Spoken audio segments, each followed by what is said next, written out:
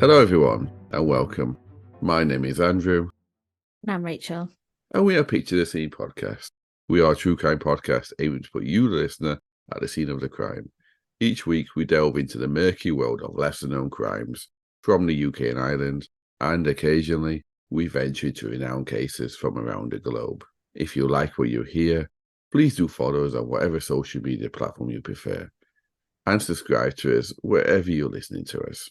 We also would love a rating and review if that tickles your fancy as well, because it does mean the world to us, doesn't it, Rachel? If it tickles your fancy, it means the world to us. Absolutely. And if you like us that much that you want to support us, we can be found on Patreon. We start at £1 per month. The tiers go up. You get various different bonuses. For doing so, we release bonus content every month, and we can be found just by searching for Patreon and Picture the Scene podcast. Now, we do, where possible, also release that episode a week early for our Patreon supporters, so you don't have to be Adele and write a sad love song about a moment in the past or wishing for the future. You can experience the future today by supporting us on Patreon. Clutching at straws there, Yes, Andrew. I I was feel. clutching at straws, But I love Adele, so I'll forgive you. I do love Adele as well. Not Adele computer, Adele the singer. So as with any true crime podcast, listener discretion is always advised. And I don't know why we put that in there. Like, does anyone really listen to a true crime podcast and go, wow, I was not expecting that? Why they're talking about death and murder? But anyway, listener discretion is always advised. And today there's no exception. Spoiler So, for you, there never is. yes. This episode, I may say things or express views of people that seem wholly unacceptable. I always try to point out the context, and I've also tried to reduce it as minimum as possible. And please rest assured, these are not my thoughts, just what people have said in relevance to this case in the past. And you know, when we go a certain way in the past, some opinions and viewpoints are a little bit horrible, aren't they, Rachel? Yeah, and we always do caveat where we have our own opinions, that they are ours, don't we? So we try and make it quite clear. Yes. So, Rachel, how are you doing? Sorry, I was just busy. I wasn't expecting you to ask me. Go on, ask again. Sorry. It's okay. Nice to know I've got your full attention there. So, Rachel, how are you doing? I'm good, thanks, Andrew. How are you? I'm good. I feel like I should be a teacher and telling you to put your phone away, but Naughty, naughty. You're just good. You're not. No, there's no other word to describe how you're feeling. I'm sparkling like a bottle of cheap Prosecco. You should know by now. Anything but sparkling is not good enough for this podcast. That's true. I'll beat myself later for not giving the right answer. The question I have to ask, though, is, are you ready for some true crime? Oh yeah, bring it on. I feel like you're looking at your phone, Rachel. Are you looking at your phone? No, I'm looking. Okay. No, my daughter has put some messages on. I wasn't even looking at my phone when we got distracted. My daughter's Okay. written some messages to me on my notepad, Oh, and that's I've nice. only just realized. Yeah. So I love you so much. To my mummy and daddy, love Georgia. I love you. DM. I don't know why she's put DM. But I'm sorry. I'm sorry. Full No, focus now, promise. no, that's okay. I'll leave that bit in there. It's so if it's safe for you to do so, I'd like you to relax. Close your eyes and picture the scene. Today, I need to visit a few locations, but to begin with, we're heading off to Franchise House in Blakenhall, which is in Wolverhampton. Now, these days, it no longer exists, but in 1981, it was a high-rise tower block consisting of council flats or public housing apartments to those outside of the UK. And as such, it housed those who are either unemployed or were low-income families. Franchise house though sounds like a business house. I thought we were going to a place of work there, but what an odd name to call a block of flats, Yeah, in my opinion. not unless you're a drug dealer. No, it's definitely not a place of work. So we're going back to May of 1981. Now, I don't have an exact date, I'm afraid.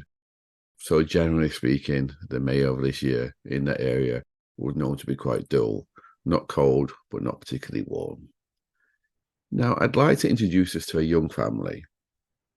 Theodore and Yvonne Johnson, who were both 27, and their two young children, who were aged 5 and 6 respectively.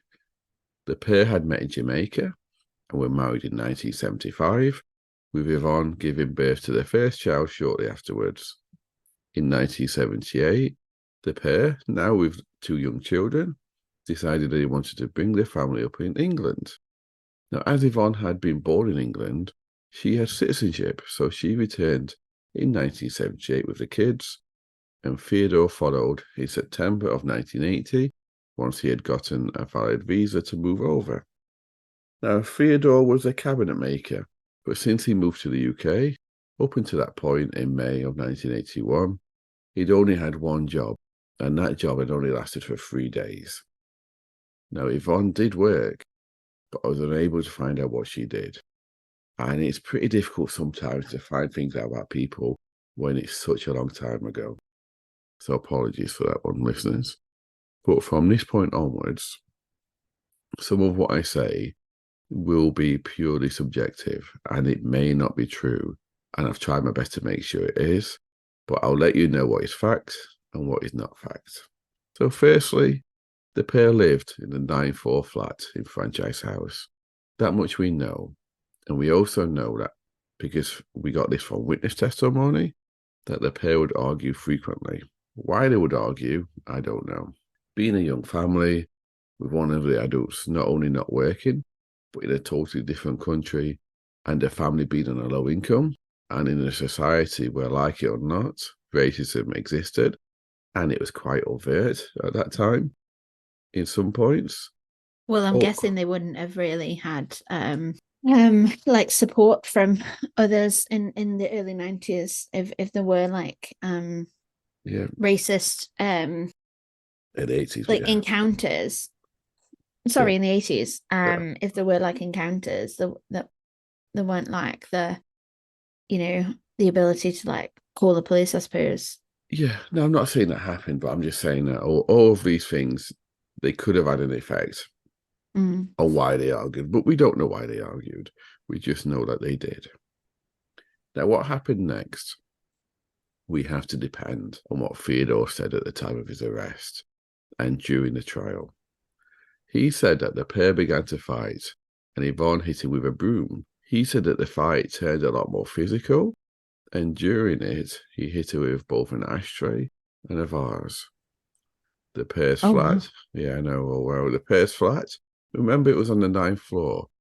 And he said the argument spilled out onto the balcony of the flat. Theodore, he said he had his back against the balcony railing. And during the argument, they span around. And as they argued with each other, he instinctively pushed out to get her away from him. And she flipped over the balcony. No, she didn't immediately fall. Instead, she managed to cling onto the ledge with her fingertips. And he said that he just stood there and watched as she lost grip and fell 90 feet to her death. Oh my God. Yeah, so I got there quite quickly, didn't I, today? But the only part of that story we can confirm as fact is that she fell to her death, dying instantly. Everything else is, obviously, we only have one side of the story there. So again, yeah, because we only have one side of the story, at the trial, it was a very one-sided affair. It was a mainly he said, she said situation, except there was not a she said part of the story. The prosecution's case was simply that Theodore killed her in a rage and that he was a violent man. The defense's story was somewhat different, though, unsurprisingly. And it was actually a defense that is not allowed in law now, but at the time, it was.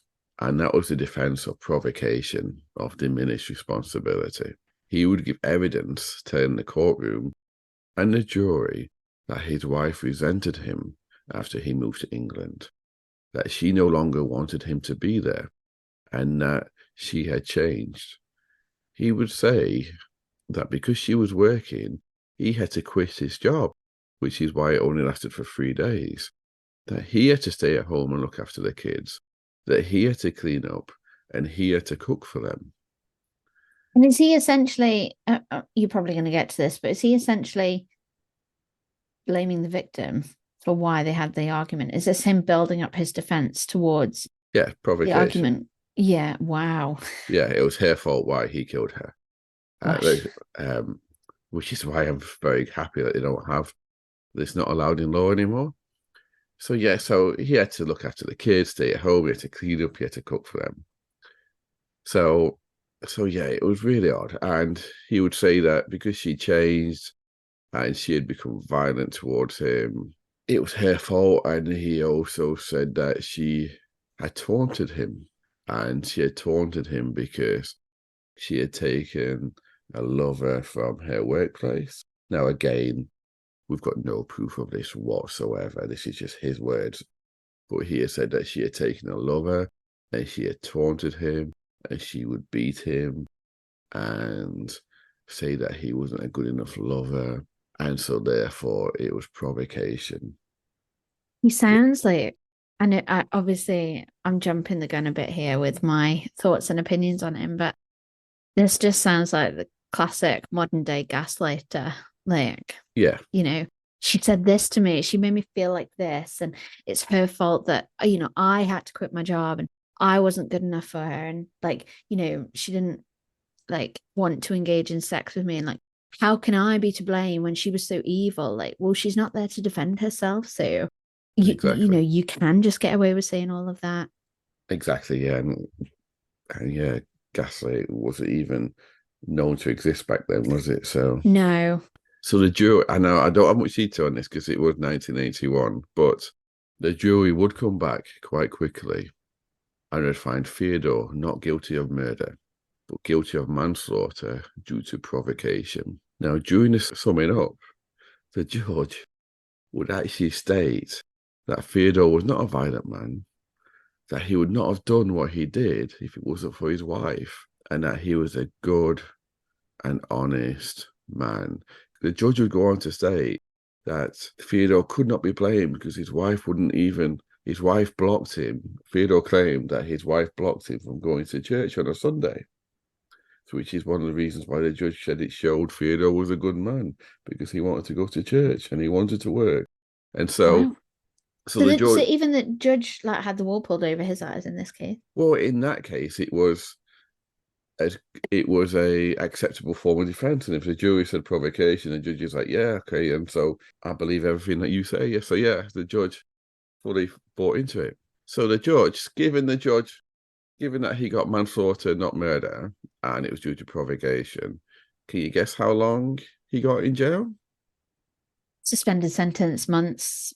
No, no, he got a little bit more than that. Right, okay. He got 3 years in prison. And would that be 3 years? Like, so getting out a year and a half on good behavior? Yeah, it would be. Wow. And back then it was just an automatic release as well, unless he go into proper trouble in prison. So now let me fast forward a little bit in time. Some 11 years later, to the 20th of September, 1992, because of course that'd be the shortest episode ever if we finish there. And we're now off to Finsbury Park in London. Now, Finsbury Park is in North London and it's in the borough of Haringey. It itself is a large park, but one of the first great London parks that was laid out in the Victorian era. Now, near to Finsbury Park lived Yvonne Bennett. Yvonne was 31 and she had a small baby, less than a year old, with her partner, Theodore Johnson, who was now 38 years old. The pair had initially met in Wolverhampton, shortly after Theodore's release from prison for killing his first wife, Yvonne. So they're both called Yvonne. Wonder how he explained that one away. Yeah, he probably didn't, to be fair. Reckon he didn't tell her. Yeah, I guess back then it was released, fine, gone. And he probably wouldn't have that whole like, well, Google wouldn't have existed in the early 90s, would it? So No. you wouldn't even be able to, look up criminal convictions or like, I mean, nowadays, one of your mates starts dating, the first thing you do, you go on Facebook and have a good look and say, Yeah. oh, do I know them? Do we have any friends in common? Like, yeah, none of that was available. So anyway, sorry. No, you're totally right. Yeah. So, I mean, we don't know, but I'm guessing if you're a man released from prison for killing your wife, even though you said it's provocation, you're probably not going to tell your future partner about that, are you? No, that would be a weak selling point for you. Yes. So no, I agree.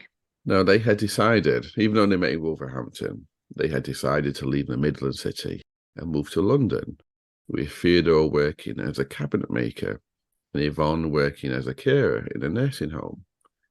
So on the 20th of September 1992, it was a Sunday. It was dry, about 16 degrees Celsius, which is about 60 degrees Fahrenheit. And even though they'd initially got on well, the relationship started to deteriorate. And Yvonne started to seek comfort in a colleague from work. And No, yes, and they had an affair. your husband's a psycho or your partner's a psycho. Yeah, she informed Theodore that she wanted to end the relationship, that she wasn't happy, and she wanted out. Uh-oh.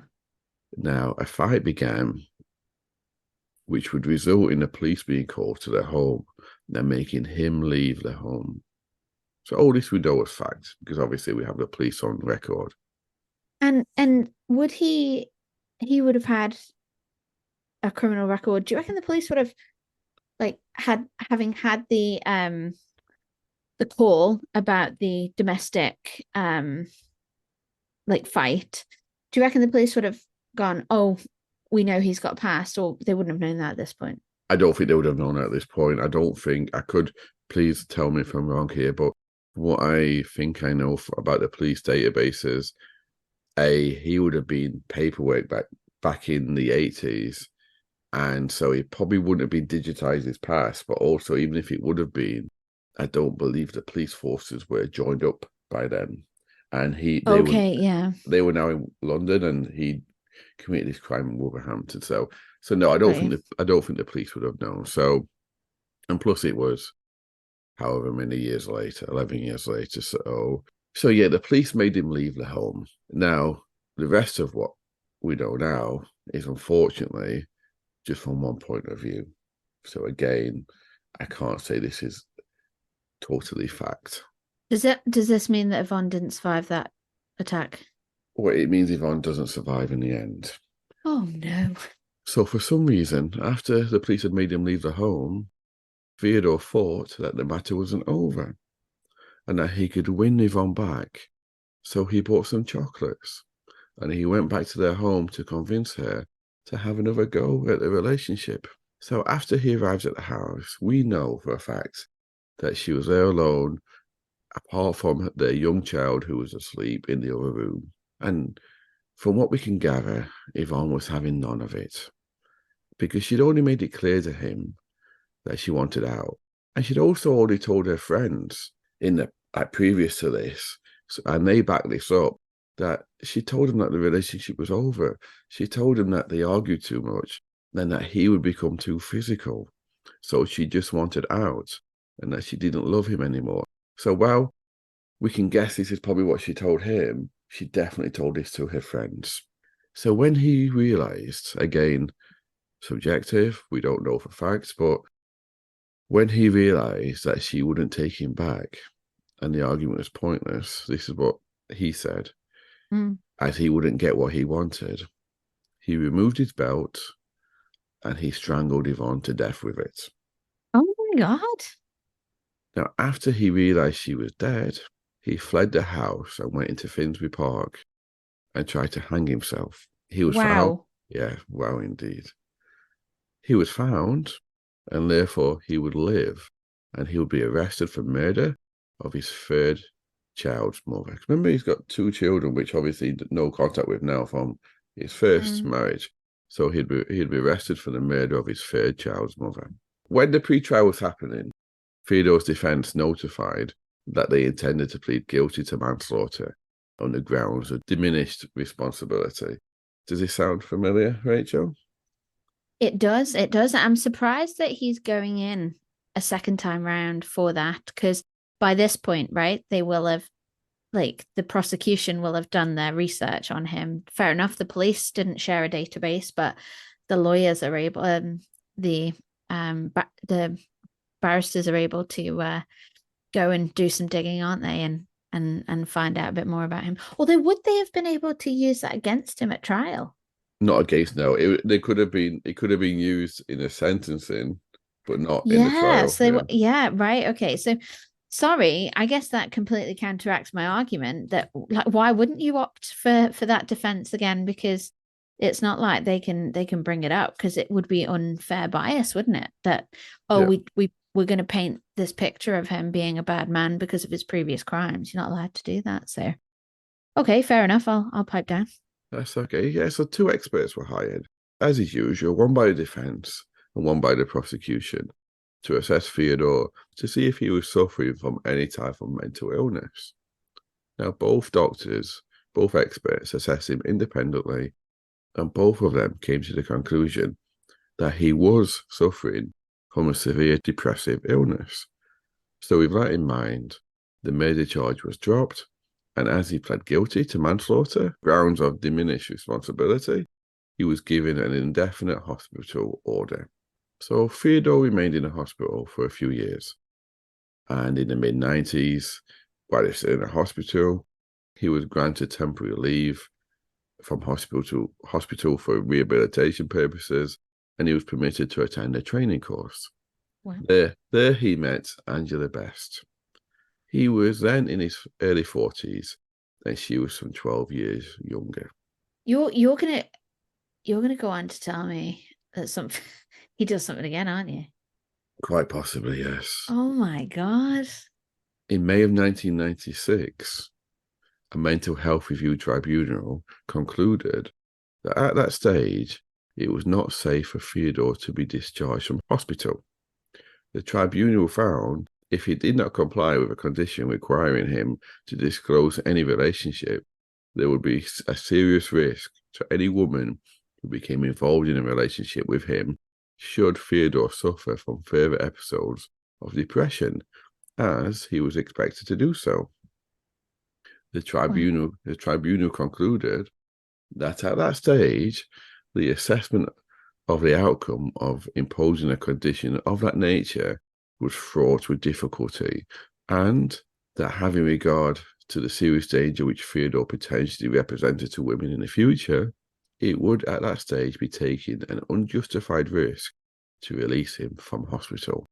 So this is in May 1996. So they basically said, we can't risk letting this man out again, because the only thing we can do is to say to him, you have to disclose to us and your future partners about your past, and we can't guarantee that he will. So therefore, we're not letting him out. That's May 1996. By 1997, however, it was felt that Theodore could be discharged from hospital, provided that he could be trusted to be frank and open with his care team about developing relationships. Now, a conclusion must have been reached that he could so be trusted, but in October of that year, he was granted a conditional discharge from the hospital order.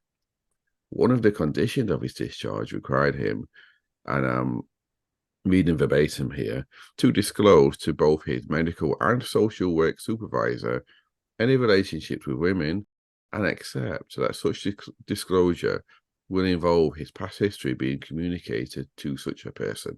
So within a few years of his being released from hospital, Theodore began a relationship with Angela Best. Do you remember the woman who he met on a work release? Or sorry, on the course? Yeah. And they never actually lived together. And this was in plain breach of the important condition to which I referred to a moment ago, because he failed to disclose the facts of that relationship to any of the persons involved in his care and supervision. But why? Yeah, I can see why. Like, he's obviously like been being treated for his like mental health, right? Yeah. But there's a sane part of him for years that's been able to function as an adult, right? And in those moments where he's not feeling low or depressed or anything like that, he will be looking to pull the wool over people's eyes, because he won't want to be treated with kid gloves, or Well, he won't want his confess partner to find his it out, confess his like true identity in those moments where he is like fully sane and kind of experiencing like normal episodes, if you want to call it that. Yeah, well, I'm not agreeing with him at all, but I can totally see why he would. Yeah, I can't disagree with you there, Rachel, because on the contrary, rather than disclose to them, he actually positively denied to them that he had or ever contemplated having any relationship with a woman again. And this situation actually persisted over many years. So for years, he just kept saying to them, I'm not with any women. I don't want to be with any women, when he was with Angela. So Theodore's relationship, and that actually has to ask questions, sorry, doesn't it? About how much checks they did on these people. They just took their word for it. Because obviously, Verbatim, yeah. That's so bad, because you would imagine, like, he's murdered two previous partners. You would think, I mean, not putting a full scale like operation in behind it, but maybe just checking up on him like ad hoc, not waiting for him to come to meetings or appointments, but knocking on his door or observing him in his environment, like when he was not expecting it, yeah. Could have uncovered something he was trying to keep. Yeah, I guess they never lived together, so they may have gone to his house, and obviously, but then there should have still been signs of a relationship. But yeah, no, I fully agree with you. So Theodore's relationship with Angela, it actually ended in the autumn of 2016 when she met someone else. We can see a sad pattern here forming, There can't is a we? sad pattern, and now I'm like, something's definitely going to happen, because yeah, she's met someone else. Lo and behold, he's going to have a breakdown, isn't he? Yeah. He could not or would not accept that his relationship with Angela was at an end, and he repeatedly begged her to take him back. But she did not wish any resumption of the relationship. And that, again, we know from statements from friends and family. Now, Okay, yeah. it's worth noting that throughout the years since his release from hospital, it was noted that Theodore still suffered from severe bouts of depression.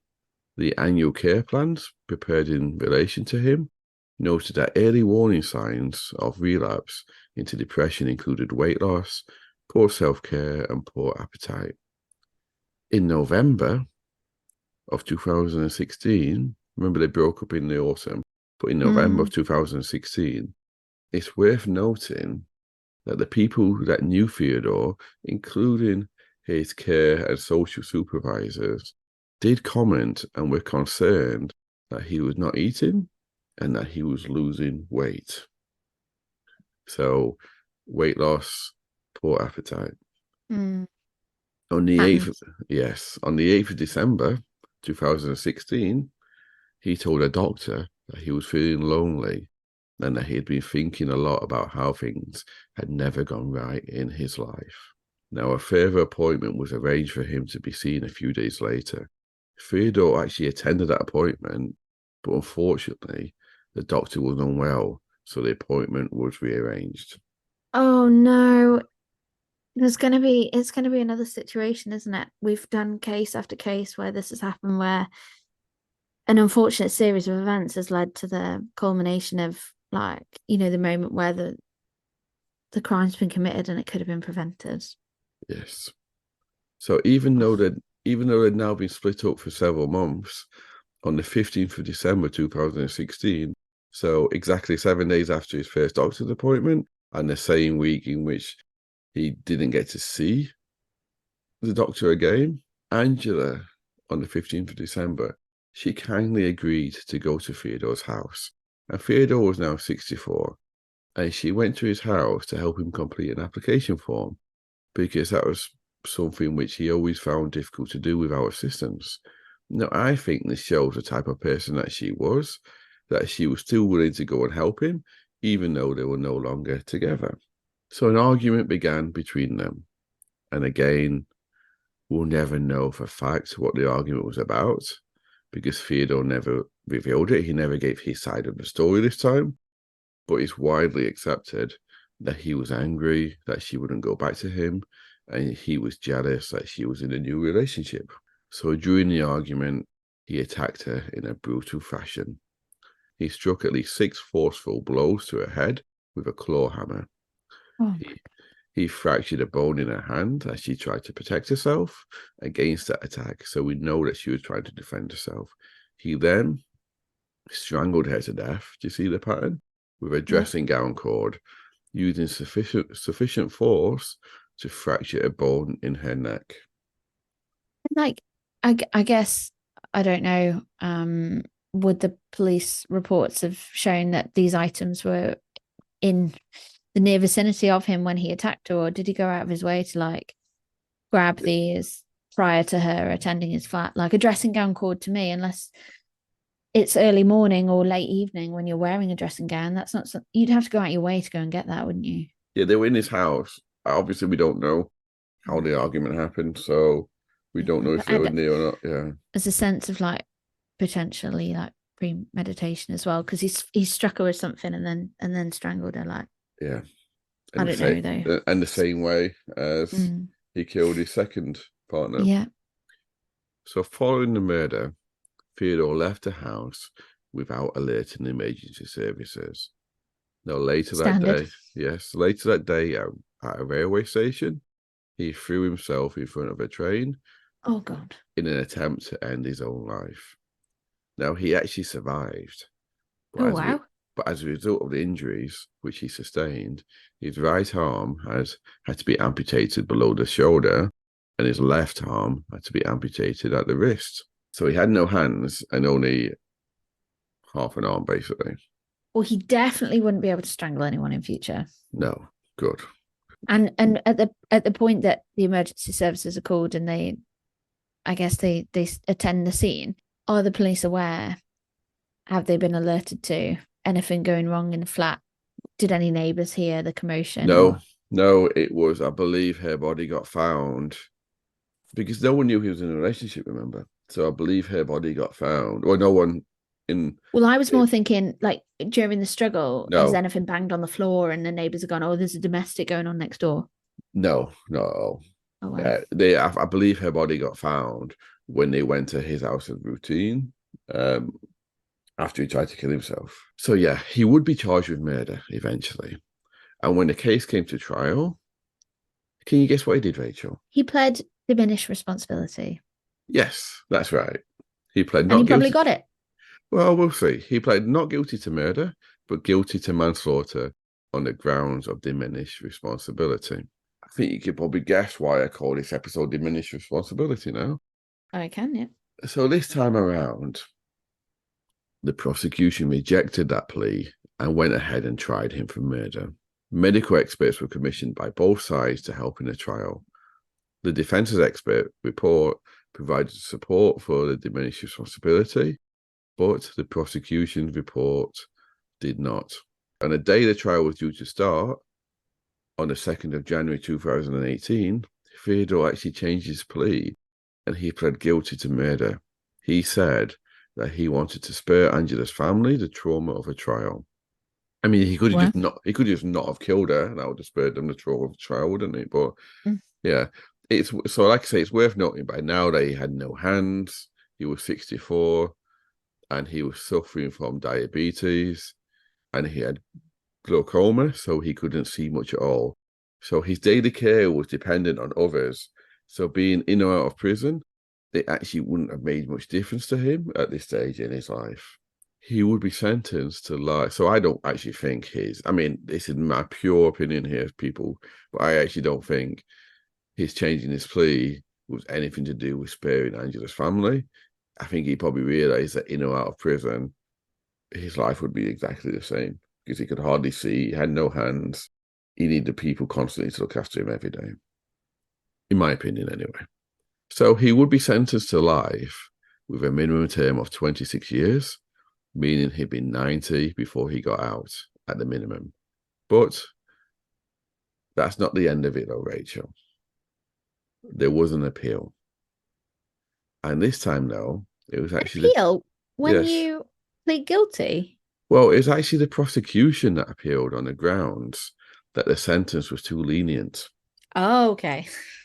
So the appeal judges would conclude that the original judge did not take into consideration enough that he had 2 previous manslaughter convictions and that he had breached the requirements set upon him to disclose any relationships that he had. On multiple occasions, hadn't he? He'd Yes, like over physically years. gone out of his way to lie for years. Yeah. Yeah. So they would increase his minimum term to 30 years. So he would be, if he's still alive, which I doubt, he would be 94 before he can even try and get out of prison. What did you But say the original minimum term was? 26. Oh, I thought you said 30. Sorry. Oh Right. yeah. Okay. So they gave him an extra 4 years, which is, in my opinion, is pretty pointless anyway, because he's never going to get out, is he? So, but obviously they had to deal with the appeal because it came in front of them. So that is it. Like luckily he hasn't killed any more people. He won't ever get out to kill any more women. And what do you think of this one then, Rachel? I mean, clearly a troubled man. And another case where the system has worked in part in his favor, allowing him twice to be released, and to live normal lives, but enabling him through that release to carry on with his like previous behavior, having not learned that his consequences of his actions have consequences. So yeah, a bit upset with the system, really. Otherwise, Angela and his second partner, Yvonne, would still be here today and Yeah. living to tell their side of the story. Yeah. And if this happened, if his first murder, let's call it a murder because it was a murder, if his first murder of his wife would have happened now, he wouldn't get away with manslaughter for that. No, He actually no. he actually gave it his statement in court and to the police in his interview. He Yeah, actually said that when he pushed her, he stood there and watched her hanging over his fingertips. He did nothing and he just yeah, watched her until she couldn't hold on anymore and she let go, dropped, and yeah. died. Like, Because he had painted the picture that she had tortured him essentially, like, yeah, with emotional blackmail or, which obviously, like, you absolutely cannot take as a given, because she's not here to tell her side of the story. And it's those judges' comments from that first case with his wife Yvonne, not the partner Yvonne, are unacceptable. no, and look at it this way as well. Part of his reason he said he had to cook, clean, and and look after the kids. I mean, and his wife had changed. She supported him to get the visa to come over to the UK.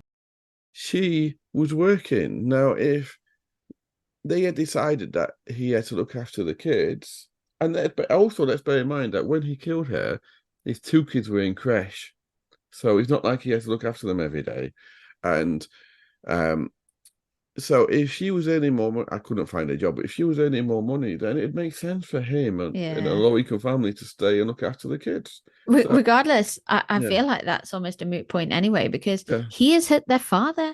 Like, yes, and I there's know, one thing that winds me up when as a mum, as a working mum, you go on a night out or you're away with friends, and the question's who's got the kids, and oh, their dad's looking after them. No, they're just at home. It should be as normalized that yes, men take the helm as well as women to be a primary carer in the home, and unless of course there is, obviously not the case where both parents are able to live at home. And in same-sex relationships, like, what happens there,